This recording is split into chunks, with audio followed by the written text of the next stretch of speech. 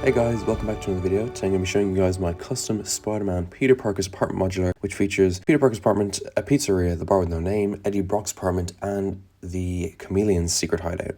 The build consists of 4 floors and 15 minifigures. I don't know the exact piece count, but I would assume it's around similar to the other modulars we have at the moment, although there's very dense because there's a lot of things packed into this model. The exterior is super detailed, and I love using this nougat color for the outside. I think the tan matches really nice. I bought loads of these ingot parts for the build. And on the first floor, you can see the pizzeria, which has this white building with a massive pizza sign, so you know exactly what it is, as well as the door handle there, which says they're open. A missing cat poster and a bin, tables to the outside. This fire hydrant piece is taken from the other Marvel Modulars. It's in the Sanctum and the Avengers Tower. There's a sign, there's an ad for pizza, and if you look, this is the bar with no name exterior with some stools outside and some nice golden windows. I love this dark green color. I was inspired by the Tudor corner modular that came out this year, and they have some lanterns sitting outside as well for when it's late at night. The second floor is pretty basic. On the right side, I made these arch pieces. These windows took me so long to get right, and I'm pretty happy with how they turned out. You can see there's some venom tendrils creeping out of this window, which kind of hints to what's on the second floor, as well as some blackened plants there, which maybe was Eddie Brock's attempt at having a green finger, but it didn't really turn out that well. And then on the left, we have this sign for Chameleon with lipstick, which I don't know what that could mean. Maybe we'll find out in a bit. We have a bee flying around with the flowers, and then we have Harry Osborn there, who was inspired by the Your Friendly Neighborhood Spider-Man design, and he's recording everything, maybe to post online. And then the fire escape there is a really simple build. I do not like making fire escapes at all, but this one was pretty easy. On the third floor, we have Scorpion jumping out at Spider-Man, and he's being chased at the moment. Here we have Peter Parker's apartment from the outside, which has these beautiful flowers and plants. And then on the left, we have Aunt May, who is running down the fire escape. Also the air vent there, which I think is a really nice build, and it fits super flush against the window, even though it's sitting out on a half stud. And we have Doctor Strange as well, who has arrived at the scene to see what's going on with New York, as obviously there is a ruckus being caused. The top floor we'll have a better look at later, but for now, these are the ornaments and details that we have at the top. I'm very happy with how the ones on the left turned out. Not too sure about the ones on the right, but I think it was good with what I had, and I like the fact that I got to keep the sand green color. So on the first floor, there is Joe's Pizza, which was inspired by a lot of real-life pizzerias. I took a kind of more modern style for this one, using the white bricks. And if you have a look now, there's seating outside for all of our characters. So we have the pizzeria in here with the grey oven, the pizza oven. He has a desk there. There's Peter Parker ordering his pizza.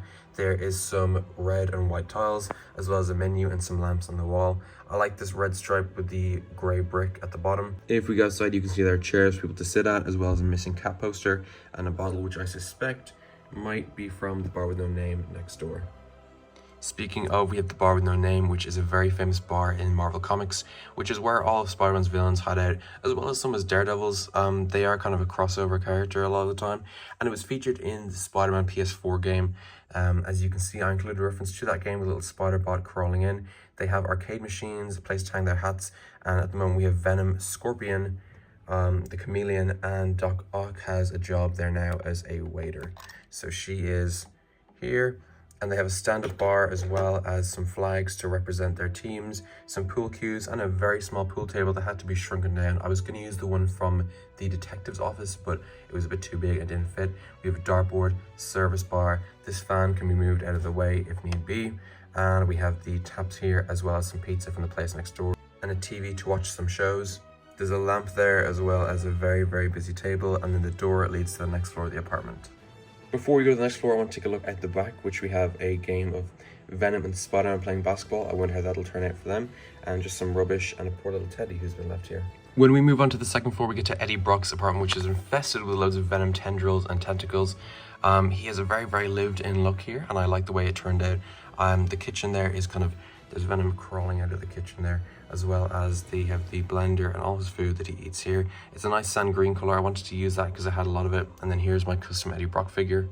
And seems to making his own cake batter in the back there over Eddie Brock's green bed. I really like that design, as well as he has a black leather chair with a television that is not currently showing anything.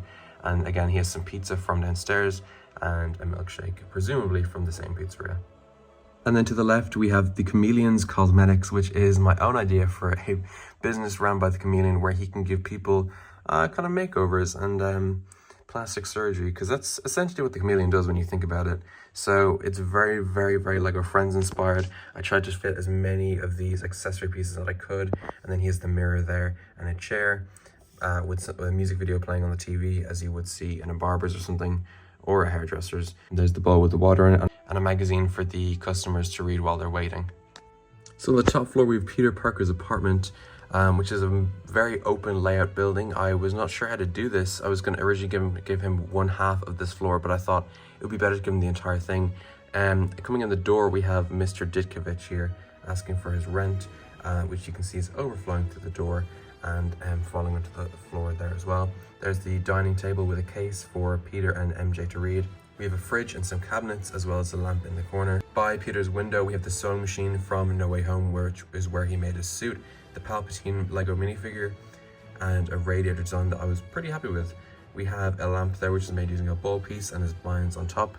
And then he's playing some Fortnite, it looks like. And there's a couch there, which is big enough to fit himself and MJ while they read the news or play video games together. And in the back, he has his desk there, as well as loads of books, which I'm going to assume are for college or something. And he has a magnifying glass, which is inspecting his current lens on his Spider-Man mask, as well as a web on the wall. His bed may look a little bit odd, and if you thought his bed looked a little bit odd, there's a reason why. Peter can lift up his bed to reveal his secret Spider-Man suit if he has guests over that don't know he's Spider-Man, and he can access it there, and then that will just close back again. And of course he has Spider-Man bed linen, because I would too.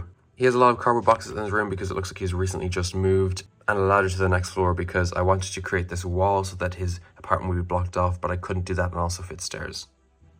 On the top floor, we have Rhino attacking MJ above Peter Parker's apartment, which can be accessed through this door.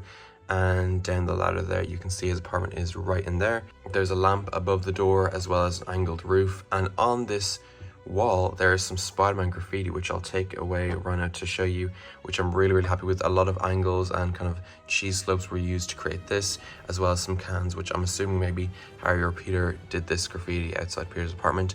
And we have a massive Just the Facts symbol there from J. Jonah Jameson, which was brick built. I was going to use a sticker, but I thought it'd be a bit more interesting and a lot more fun to physically build it.